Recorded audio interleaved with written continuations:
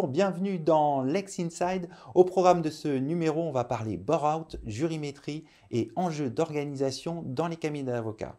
Pour débuter cette émission, j'ai le plaisir de recevoir Amélie Angers-Dinger, avocate en droit social au sein du cabinet PDGB, qui va nous parler du bore-out. Amélie, bonjour. Bonjour Arnaud et merci pour cette invitation. Alors, qu'est-ce que le bore-out? Alors le bore-out est un syndrome d'épuisement professionnel par l'ennui. Il est notamment généré par une insuffisance, voire une absence totale de sollicitation professionnelle par l'employeur vis-à-vis de ses salariés, cause d'ennui profond chez le salarié et de désintérêt pour son activité qu'il exerce au sein de l'entreprise. Les causes en sont multiples, vous imaginez bien. Il y a d'une part l'absence totale d'activité de la part de l'employeur, et à ce titre, il faut rappeler que l'employeur a une obligation de fournir un travail au même titre que la rémunération.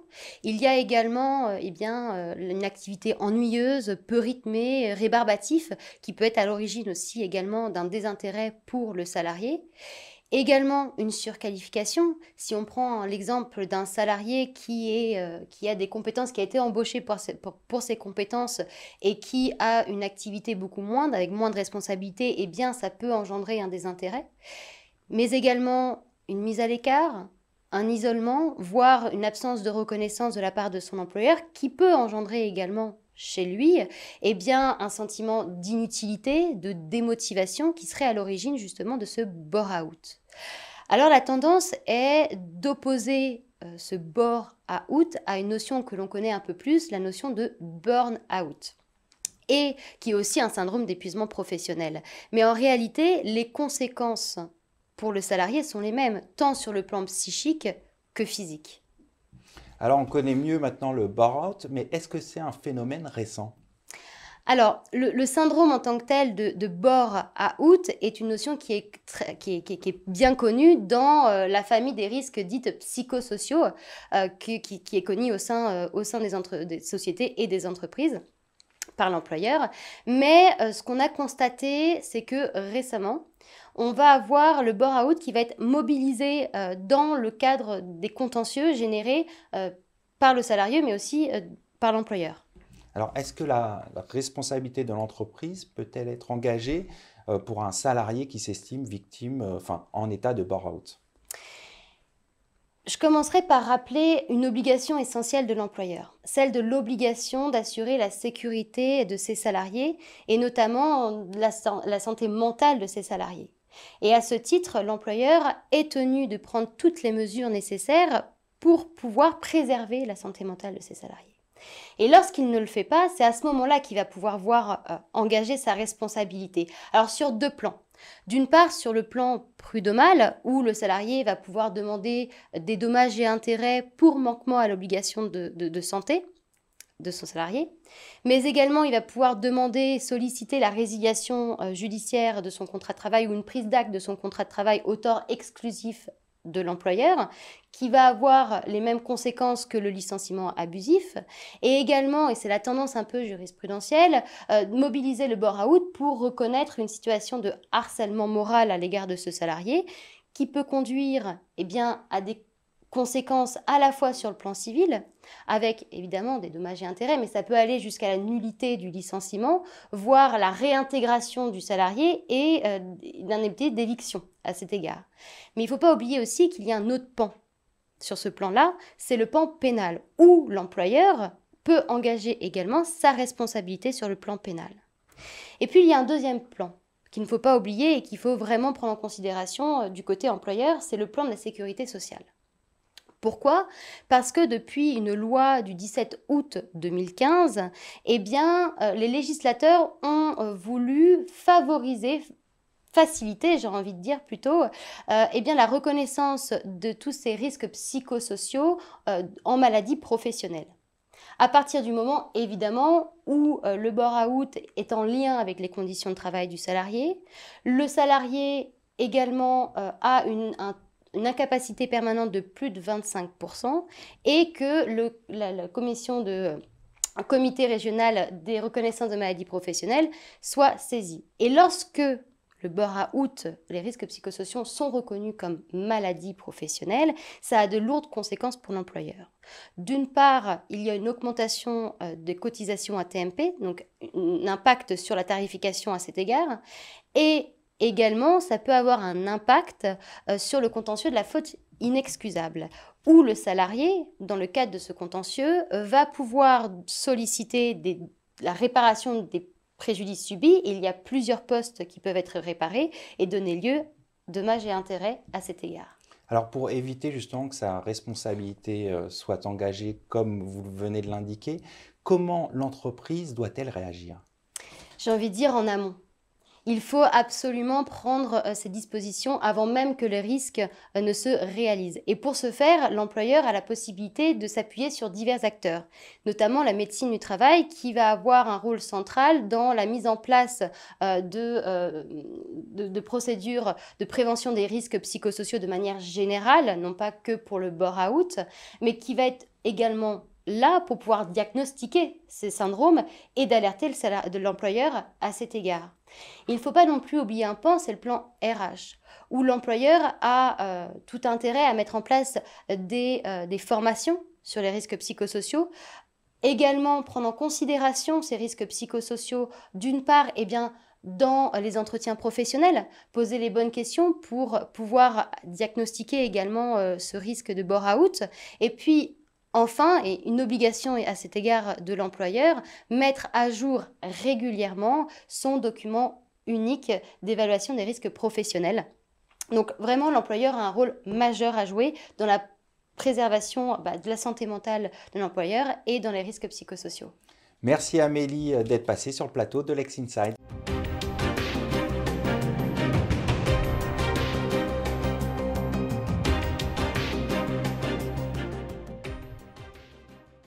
Vous êtes toujours dans Lex Inside et on va parler jurimétrie avec mon invitée Tiffaine Le Trionnaire, directrice commerciale de Kesslo Analytics. Tiffaine, bonjour. Bonjour Arnaud. Alors, qu'est-ce que Kesslo Analytics?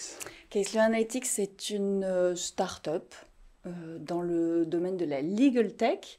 Nous existons depuis 2017, une démarche de travail qui a été initiée en 2010, dont l'origine se trouve dans la coopération entre un magistrat et un mathématicien.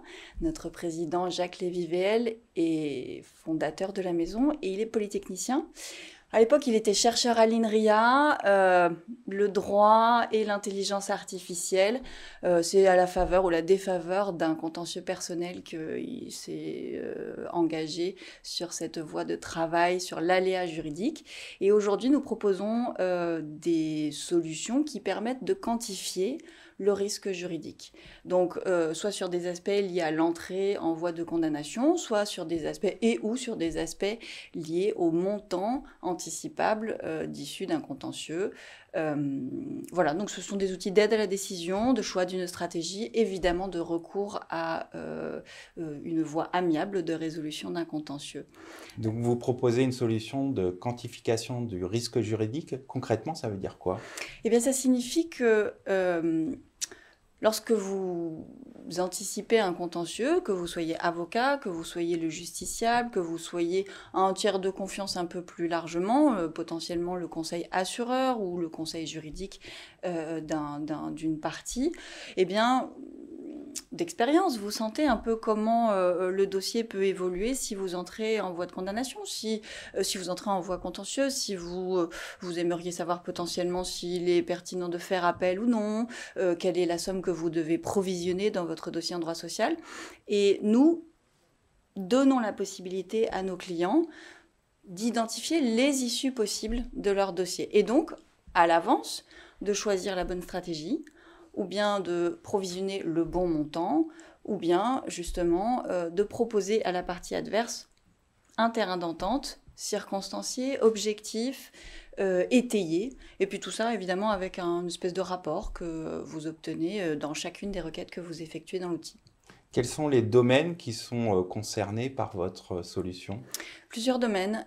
Évidemment le droit social, je l'ai évoqué, le droit de la famille, assez naturellement on voit que dans un cas de divorce, on a potentiellement très envie de trouver le bon terrain d'entente pour éviter la voie contentieuse. le domaine de la propriété intellectuelle. Des dossiers en droit commercial peuvent être concernés également. Vous êtes un réseau de franchisés ou bien vous avez un dossier de concurrence déloyale. Vous avez également des solutions plutôt dans le domaine public avec les marchés publics de travaux, les sanctions disciplinaires de la fonction publique. Une palette des possibles qui est assez large et qui permet de pallier à un certain nombre de dossiers. Évidemment, une vingtaine de modules sont disponibles aujourd'hui. De plus en plus de modules seront disponibles à l'avenir. Nous sommes tout le temps en préparation de nouveautés. Alors justement, vous dites de plus en plus de modules sont en préparation. Quelles sont les perspectives de développement ? Alors, plusieurs lignes de force dans ces perspectives de développement. D'abord, start-up.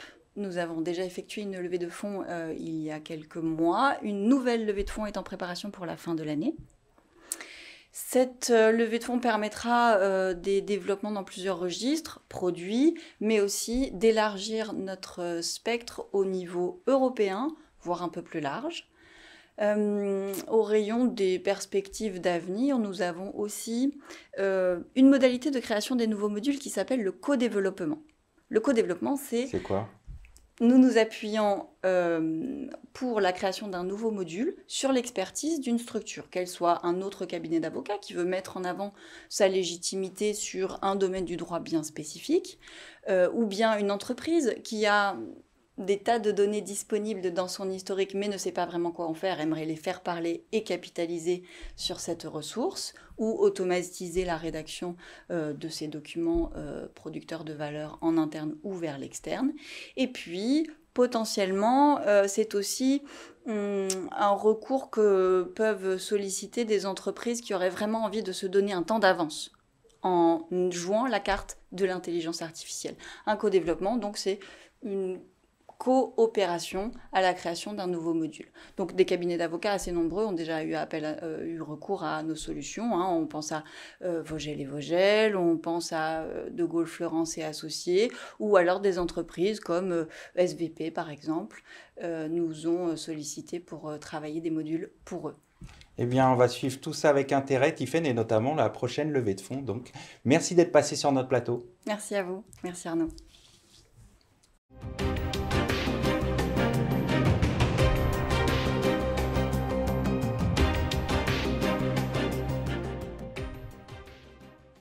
Vous êtes toujours dans Lex Inside, on va parler des enjeux d'organisation dans les cabinets d'avocats avec mon invitée Marina Consoli qui est consultante. Marina, bonjour. Bonjour Arnaud, merci de me recevoir, je suis ravie d'être ici. Quels sont les enjeux d'une bonne organisation dans les cabinets d'avocats ? Alors, le tout premier enjeu, il est économique. Tout simplement, c'est la performance financière du cabinet qui est en question. Je suis DAF de métier, j'ai exercé en entreprise de très nombreuses années. Aujourd'hui, j'accompagne les cabinets d'avocats dans leur recherche de performance financière, organisationnelle. Et je peux vous certifier que travailler une bonne organisation, c'est directement impacté sur la rentabilité du cabinet. Donc, le tout premier enjeu, il est très clairement financier. Et puis, on a un deuxième enjeu qui est humain. En cette période de bien-être au travail, c'est un mot, une notion qui est très importante de ces dernières années en entreprise, en cabinet. Et on s'aperçoit en réalité qu'une mauvaise organisation a souvent tendance à provoquer du stress et de la démotivation auprès des équipes. Donc en réalité, lorsqu'on travaille son organisation, on va travailler à la fois la motivation des équipes et puis également, évidemment, la performance financière du cabinet. Alors, de quelle manière intervenez-vous et comment ça se déroule quand vous intervenez ? Alors, ça se déroule en 3 temps et nous avons 3 points clés pour nos interventions. Les 3 temps sont les suivants. On commence toujours par une série d'interviews. On rencontre les fonctions principales, les acteurs de l'organisation. Ça va être par exemple, dans un cabinet bien sûr, 2-3 associés, 2-3 collaborateurs, 2-3 assistantes et puis 1 ou 2 fonctions support par exemple si c'est nécessaire. Une fois qu'on aura mené ces entretiens, on aura compris assez rapidement les problématiques de chacun qui sont différentes. Évidemment, on aura compris les enjeux, les risques de cette organisation et on sera capable de passer en cette phase 2 où on va construire une organisation globale destinée à améliorer l'efficacité donc, du cabinet. Une fois cette organisation construite, on va la décliner en une série d'actions plus d'actions concrètes qu'on va pouvoir proposer aux dirigeants pour qu'ils puissent donner son accord. Une fois ces actions et ce plan d'organisation acceptés, eh bien, on passe à la phase mise en route. Nous, on accompagne le changement, c'est au sein du cabinet, au sein des équipes, et on accompagne donc les équipes pour qu'ils puissent mettre en place ces changements et opérer la nouvelle organisation. Donc ça, c'est vraiment les 3 temps de notre intervention, 3 points clés pour la recherche de cette organisation.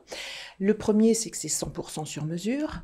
Un cabinet, vous le savez, a une personnalité, une vraie personnalité, un dirigeant, une histoire.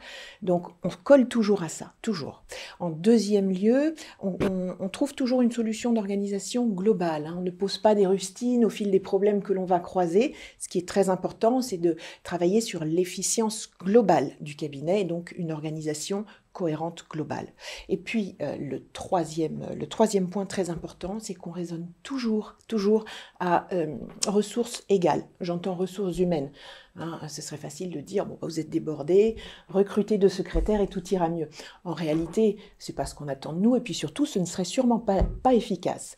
Donc, l'idée, c'est vraiment de travailler à ressources égales et de redéployer ces ressources éventuellement, les retravailler, évidemment, travailler sur les process et travailler sur l'utilisation des outils et sur la répartition des rôles.